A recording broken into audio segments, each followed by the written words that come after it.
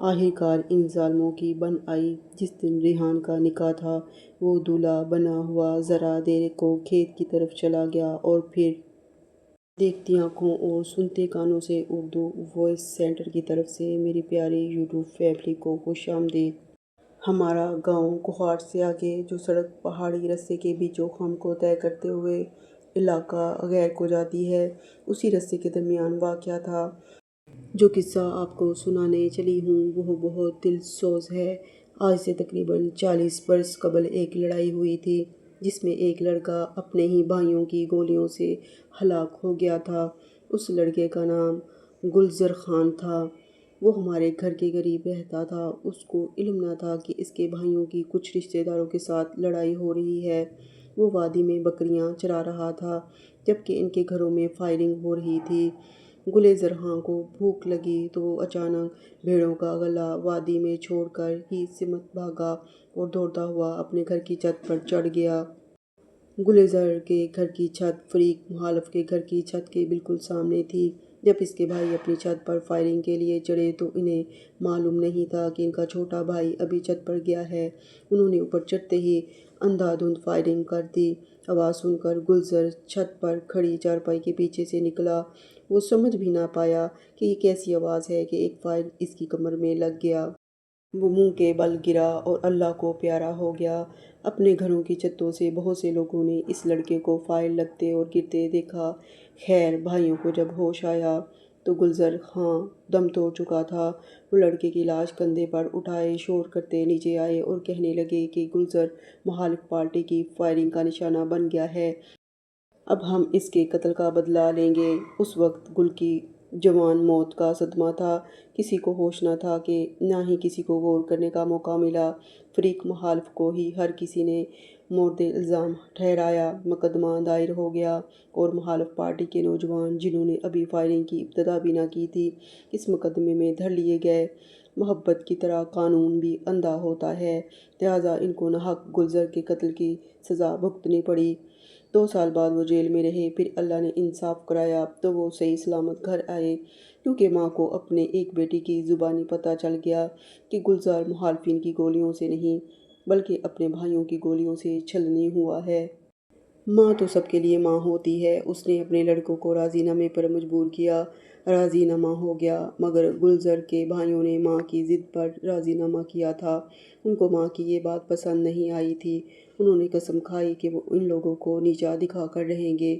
گلزر کا باپ ہر ایک سے کہتا کہ میرا جوان سال لڑکا ان کی بھینٹ چڑھ گیا ہے، میں اس کے قتل کا بدلہ ضرور لوں گا۔ فریق مخالف میرے کزن تھے۔ ان کے والدین نے کئی بار گلزر کے ماں باپ کی منت کی کہ اب جھگڑا ختم کر دو۔ ایک جان جانی تھی، چلی گئی، بات آگے بڑھے گی تو کئی اور جانیں بھی ایسے ہی چلی جائیں گی۔ بیٹے انمول ہوتے ہیں، ان کو جنم لینے کے بعد بڑھنے پھولنے پھلنے اور جوان ہونے میں وقت لگتا ہے۔ ماؤں کے دل ان کی سلامتی کے لیے دھڑکتے رہتے ہیں، مگر وہ لوگ نہ مانے۔ ان کا دل کسی طور صاف نہ ہوتا۔ وہ کہتے تھے کہ بدلہ ہر صورت لینا ہے ورنہ لوگ ہمیں بزدل سمجھیں گے۔ میرے سارے کزن ہی خوبصورت تھے لیکن ان میں گل ریحان کا جواب نہیں تھا۔ وہ تعلیم یافتہ، سلجھا ہوا، حسین اور لائق نوجوان تھا۔ وہ سارے خاندان کے سر کا تاج اور غرور تھا جس پر ہم سب فخر کرتے تھے اور اس جھگڑے کو ختم کرانے اور صلح کروانے میں پیش تھا۔ گل ریحان کو لڑائی جھگڑا پسند نہ تھا۔ وہ سبھی کو ہمیشہ امن امان سے رہنے پر آمادہ کرتا رہتا تھا۔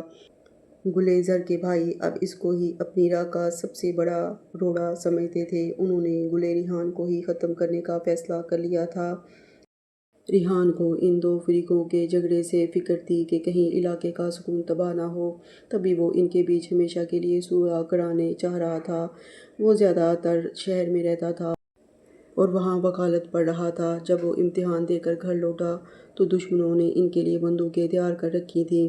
انہوں نے اس کو گھر تک جانے نہ دیا، راستے میں ہی پہاڑی کے اوپر سے فائر کیا۔ خدا کی قدرت، اس وقت ریحان کا پاؤں پھسلا اور وہ ندی میں جا پڑا۔ یوں اس کی جان بچ گئی۔ دشمن یہ سمجھے کہ ان کو گولی لگ گئی ہے اور وہ زخمی ہو کر پانی میں گرا ہے۔ ندی کے پانی نے تھوڑی دیر کے لیے ریحان کو چھپا لیا اور فائر مارنے والے اس کو مردہ سمجھ کر چلے گئے۔ اب گلے ریحان کو پتہ چل گیا کہ مخالف اس کی جان کے در پہ ہیں اور اس کو مار دینا چاہتے ہیں۔ اس صورتحال سے تنگ آ کر اس نے گاؤں ہی چھوڑنے کا فیصلہ کر لیا اور گوہاٹ میں مکان کرائے پر لے کر وہاں وکالت شروع کر دی۔ جب گلیزر کے بھائیوں کو پتہ چلا کہ ریحان گاؤں چھوڑ گیا ہے تو وہ ہر ایک سے کہنے لگے کہ دیکھو وہ بزدل ہمارے ڈر سے گاؤں چھوڑ کر بھاگ گیا ہے، اب ہم گوہاٹ جا کر اس کو قتل کر دیں گے اور اس کو مار کر اپنے بھائی کے قتل کا بدلہ ضرور لیں گے۔ گلے ریحان سب بھائیوں میں چھوٹا تھا اور گلیزر بھی اپنے تمام بھائیوں میں سب سے چھوٹا ہی تھا۔ یہ آپس میں کزن بھی تھے، اسی وجہ سے اس کے بھائی کہتے تھے کہ ہم قاتلوں کے سب سے چھوٹے بھائی یعنی گلے ریحان کو مار کر اپنے بھائی کا بدلہ لے کر رہیں گے۔ پہاڑی علاقوں میں جب مرد ایک بات کہہ دیتے ہیں تو اس کا پورا کرنا ضروری ہو جاتا ہے، ہوا وہ بات صحیح ہو یا غلط، تب یہ ان کی آن اور زبان کا سوال ہو جاتا ہے۔ حالانکہ وہ جانتے تھے گلیزر کا قتل ان کے اپنے ہاتھوں اتفاقیہ ہوا تھا، تاہم لوگوں سے جو کہہ بیٹھے کہ ہمارے بھائی کو مخالفوں نے قتل کیا ہے تو ہم بے غیرت نہیں کہ اپنے بھائی کے خون کا بدلہ نہ لیں، وہ اب اسی دکھاوے کی غیرت کی خاطر ریحان کے قتل کے در پہ تھے۔ ریحان کے بھائیوں کو علم تھا کہ یہ لوگ جو ان کو قاتل ٹھہرا رہے ہیں وہ ریحان کی جان لے کر ہی رہیں گے۔ گاؤں میں خود کو باغیرت اور سچا ثابت کرنے کے لیے اگر انہوں نے اپنی زبان سے نکالی ہوئی بات کو پورا نہ کیا تو گاؤں والے ان کو جینے نہ دیں گے اور بزدل بے غیرت کہہ کر طعنے دے دے ماریں گے۔ اب ہر وقت وہ سائے کی طرح بندوق لیے ریحان کے ساتھ ہوتے اور اس کی حفاظت کرتے تھے۔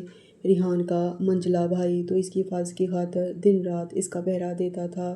وہ اپنے پیروں کے چھالوں کا خیال کرتا، نام اس کی بندوق کے بوجھ کا جو 24 گھنٹے اس کے کندھوں پر رہتی تھی۔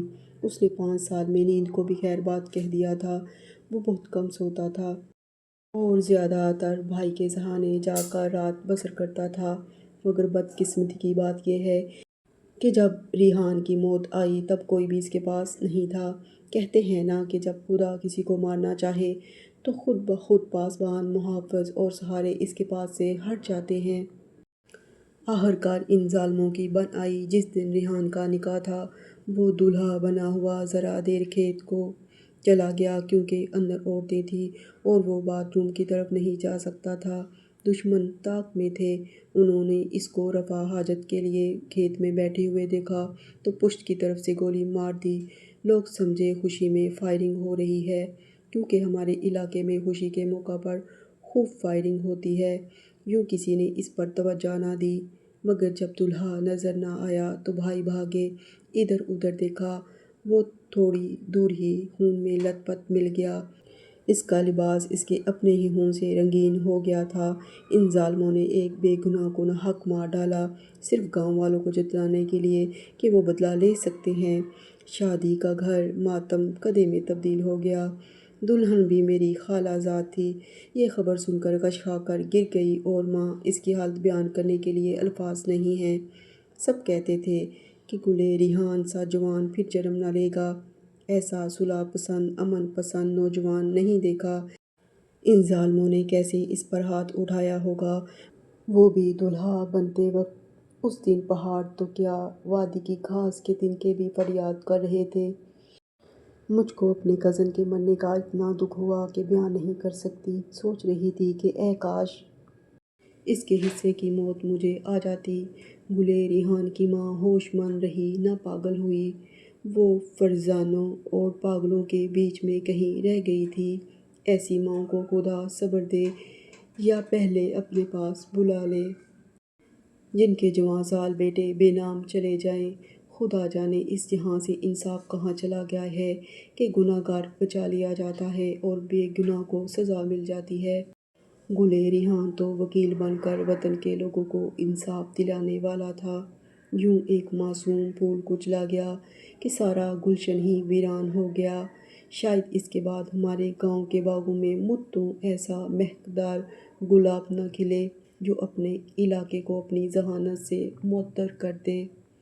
جیسے عشق اندھا ہوتا ہے ویسے قانون بھی اندھا ہوتا ہے۔ اپنی رائے کا کومنٹ باکس میں اظہار ضرور کیجیے گا کہ آپ کو یہ کہانی کیسی لگی۔ اور میرے چینل کو لائک، شیئر اور سبسکرائب کرنا نہ بھولیے گا۔